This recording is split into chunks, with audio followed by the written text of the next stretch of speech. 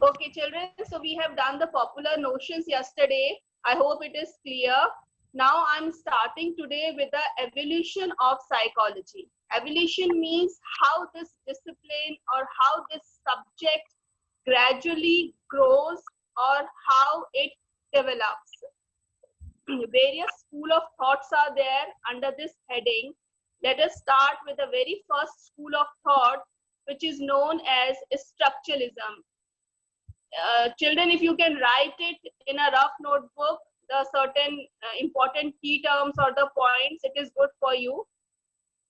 So the first school of thought is structuralism, given by the name of the psychologist Wilhelm Wundt.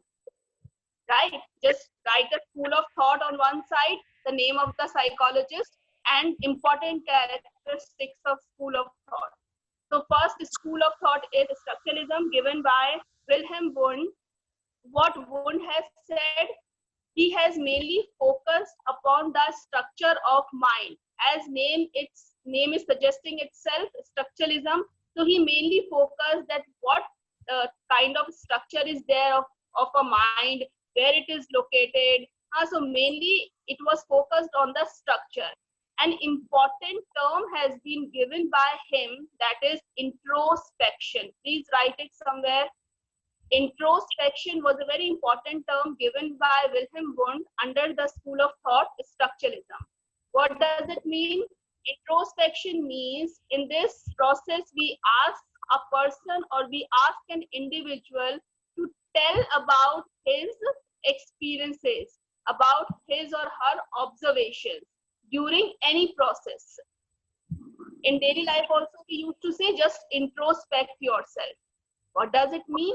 Just observe your actions, just observe your behavior and how the things are related. So introspection, just to know about your observation, your experiences, and this is a very general term we're going to use in our practicals. When we'll write the report, we will always write the introspection, and into that what we will write, the experiences and the observations made by the subject. Who is the subject? On whom we conduct any experiment or any test in psychology. We call that person subject. I hope you people have remember. Okay, let's proceed further. The second school is functionalism, given by William James. Again, name is suggesting itself, functionalism.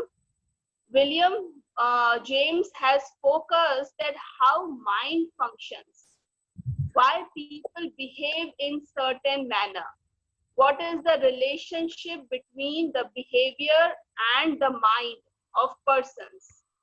So mainly he has focused upon the functions of the mind.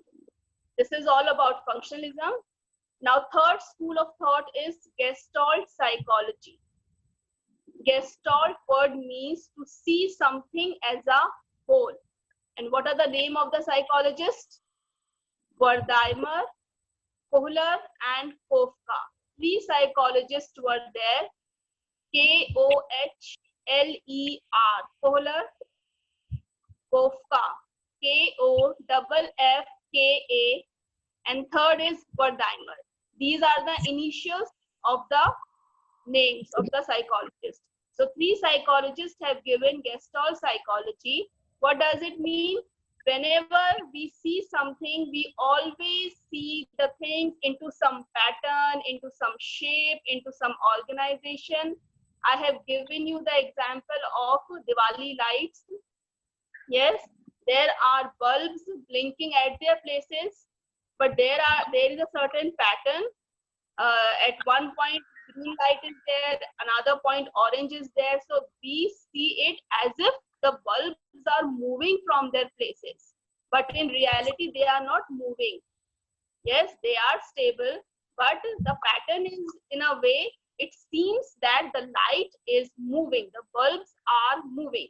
So this is what Gestalt psychology, that we always see the components as a whole. If I give you a diagram, a structure of triangle which is not made fully, there are lines broken between, then also you will notice that yes, this is the shape of what? Triangle. So this is our human tendency to see the things as a whole. Next school is behaviorism, given by John Watson. According to him, very important findings he has done. Behaviorism is a very important school of thought. Why? Because it is, it has established psychology as a scientific discipline. John Watson क्या बोलता है कि anything which is measurable, which is observable, yes, all these things are verifiable. So to become a scientific subject, the thing should be observable, the thing should be verifiable, and the thing should be measurable. So he has focused more upon the objective study rather than the subjective. So John Watson is related to the scientific element which we have talked, and the name of other psychologists under behaviorism are Skinner, Pavlov, who have given different kinds of learning. And these psychologists are also known as behaviorists. As I don't remember the name, I think Tanishq has taken the topic in project file, classical conditioning. So classical conditioning has been given by Pavlov. So Pavlov is also a behaviorist, and it comes under the school of behaviorism, right? Now, the next school of thought is psychoanalysis. As Madhav has asked me day before yesterday, so I'm just explaining it again. Psychoanalysis is a very important school of thought given by a very prominent psychologist, Sigmund Freud. Many of you have heard this name before selecting this subject. Sigmund Freud was very important psychologist because he has given certain theories which really describe the human behavior in a very meaningful manner, right? So Sigmund Freud has given psychoanalysis. Now, what does this word mean, psychoanalysis? See, psychoanalysis, I will not explain you in detail because we don't have to write this particular term in detail. Psychoanalysis का तुम बस इतना समझो अभी जितना जरूरी है. In this school of thought, we try to find out the causes of abnormal behavior, and what is the prime cause? Unconsciousness. We all are in a conscious state right now. The people are giving attention, you are concentrating. I'm also fully occupied. I'm also making you understand the thing. So we all are in a very conscious state. We all are in an alert state. We all are in an aware state, right? But what is unconsciousness?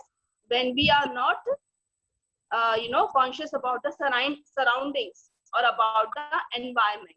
So Sigmund Freud is saying that in every individual, there are certain unconscious desires, certain unconscious motives, certain unconscious conflicts, yes, which are responsible for our abnormal behavior.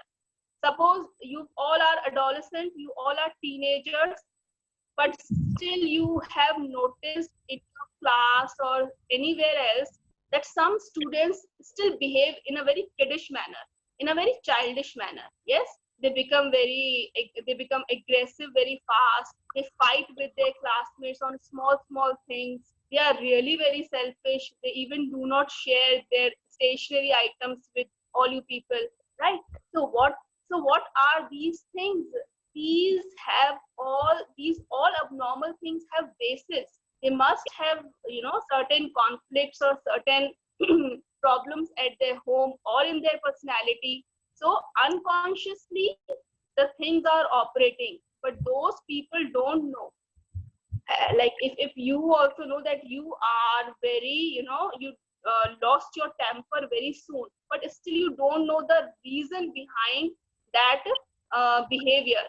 This is what unconsciously many things are operating inside us, inside our mind, right? So this is all about psychoanalysis. Next school of thought is humanistic perspective. very important and very positive school of thought. Humanistic का क्या मतलब है? First of all, to write the name of psychologist, Carl Roger and Abraham Maslow. Two psychologists are there who have given this school of thought, which is known as humanistic perspective. According to them, they are saying that as a human being, we always strive to grow, to develop, and to unfold our inner potential. What does it mean? That as a human being, we always try to achieve our goals, our targets, yes, and we always try to achieve our fullest potential. Everyone of you is capable of doing great things, but the need is to identify first what is your capability is, what are your capabilities actually, and to work into a positive and right direction on right time. Yes, the right direction and the right time are very important in one's life. So it is all about the positive things about the humans, what is there in humanistic perspective. Now next comes after this cognitive psychology. Cognitive psychology, I have explained you earlier also. Mainly this term means all the mental processes which are related with your mind. Those mental processes could be remembering, could be perception, could be memorizing, could be thinking. So all the mental processes which are related to thinking and understanding will come under cognitive psychology. This psychology is mainly focusing or is mainly actually comparing human mind with the computer, right? As in computer, what we do, we process the information. There are different programs, yes, there are different softwares. So in the same way, a human mind also understand the things, grasp something, then process it, then work upon it, try to get the meaning out of it. So it is just working in the same manner as computer is working. So you can also give this example. Now, a very important thing, modern cognitive psychology views human beings as actively constructing their minds through their exploration into the physical and the social world. What does it mean? As a human being, we explore the things. Yes, exploration मतलब क्या होता है? We have curiosity for certain things. है ना? ऐसा क्यों होता है? और ऐसा होता है तो what are the reasons behind it? Yes, so as a human being, we always have curiosities. We always ask questions. We always try to find the solutions through different sources. So in this way, what we are doing, we are exploring the environment, the surroundings. So this particular branch is known as constructivism. Constructivism मतलब किसी चीज को construct करना, किसी चीज को बनाना, किसी चीज को design करना. So constructivism का मतलब, so how human mind is constructing, we are exploring our surroundings. As a child, we are very curious. We always try to seek solutions or answers for very silly questions. Why sky is only blue? Why it is not orange, or why it is not pink? Why grass is green? You people remember you used to ask these questions to your parents. Yes, so we were very curious as a child, but as we develop, as we grow, we just put a full stop. Sometimes we do not ask questions, either because we afraid that people will make fun of us, or people will take us something different from them. So there are many reasons that exploration and curiosity जो feature है, it is restricted as we grow older, right? So under cognitive psychology, you will going to explain about the constructivism also, because it is also a school of thought, but it is related to cognitive psychology. Do remember, children, constructivism is a part of cognitive psychology. Now write in your notebook, constructivism में the name of important psychologists are Jean Piaget, Jean, I'm just spelling it, Jean, Jean Piaget, Piaget. This was the one psychologist who mainly focused upon the children. How does children construct their environment, their world? How does children learn things, right? And other name of the psychologist is, please write down the spelling, Vygotsky, Vygotsky.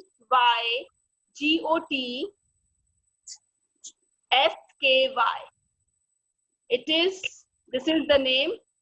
Should I repeat it again? Vygotsky,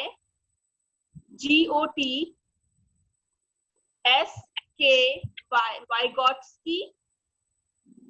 This is the name of a psychologist who has mainly focused the relationship and interaction between an individual and his culture. Yes, he has mainly focused upon the relationship between humans or an individual with its culture.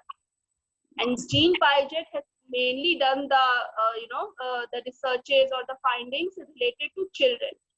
उसने सिर्फ children पे काम किया है कि बच्चे कैसे अपने वर्ल्ड को कंस्ट्रक्ट करते हैं, कैसे चीजों को समझते हैं. Right? I hope I have made myself very clear with the school of thoughts. You'll just write in the same manner, go through the chapter, go through the NCERT. If you find other features, please write it down, write it in a tabular form. That will be very easy for you. Let us quickly do the other heading also, development of psychology in India. If you people are having the book, please open page number 10.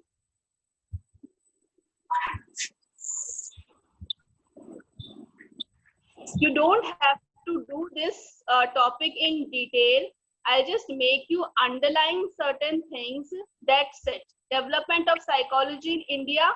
Various names are given, various years are given. That is not at all required. Just open page number 10, second column, second paragraph. Just underline the fourth, fifth line. The first psychology laboratory was established in 1915. Calcutta University started the first department of psychology in the year 1960. This is all you have to learn. You know, the first psychology laboratory was established in 1915, and Calcutta University started the first department of psychology in the year 1916. Underline these lines. Come on the page number 11, first column, 12th or 13th line. Leading psychologists emphasize the significance of research which is of relevance to our situation. What does it mean? That as the subject was developing, psychologists emphasized the significance of research. That means they have more focused upon doing researches. Until and unless you will not do the research, how you will get the findings, how you will get the results. So researches are of prime importance. You can underline this line. The next important point under the same heading is the search for a new identity of psychology in India led to the phase of indigenization, which started during the late 1970s. What does it mean, the word indigenization? Indo-Western पता है सबको? Indo-Western outfit, Indo-Western attire सबको पता होगा, सबके पास होगा भी, है ना? ऐसी indigenization का मतलब क्या है? Psychology जब start हुआ था, तो it was, considered a subject of Western country, because the psychologists were mainly from Western countries. So whenever they do some researches, it was related to their culture, and it actually does not fit into our Indian culture. There is a difference between Western and Indian culture. You all agree? है ना? होता है ना difference? Yes. So researches and studies which have been conducted in Western culture does not fit into our culture. So what our psychologists, what our Indian psychologists have thought, they have emphasized to do researches into our Indian culture. That is why they have termed this indigenization, to make it more relevant for our culture. So it has started, indigenization has started in the late 1970s. This you all has to write. And the next important features under the same heading, you can write that it has become more contextual, emphasizing the need for developing psychological principles which are rooted in our own social and cultural context. Same thing which I just explained. We need to develop psychological principles which are relevant in our society, which are relevant into our Indian culture. Right? Now, in the last, just write down these things, that psychology in India is now being applied in diverse professional areas. This is showing the importance of the subject. Now, this subject is needed in every area, in every professional area. You can see counselors, you can see psychologists in hospital settings, you can see them in MNCs, in big industries, you can see them in sports, you can see them in journalism, and obviously you can see them in school and colleges, right? So in diverse professional areas, this subject is getting importance. And apart from this subject is also treating various problems. Special problems हो गया, जैसे special children होते हैं, they are solving their problems. They are also employed in hospitals as clinical psychologists, right? So just give certain example, and that's it regarding this topic, development of psychology in India. Do not remember the different years, the different names, the different researches, laboratories. Do not remember all the things, just the things which I made you underline and which I made you write. Please only do this under this heading, development of psychology in India, page number 10 and 11. Fine. Okay. Now we'll start with the next topic from tomorrow. It's 11:34. Till here, anyone having any question?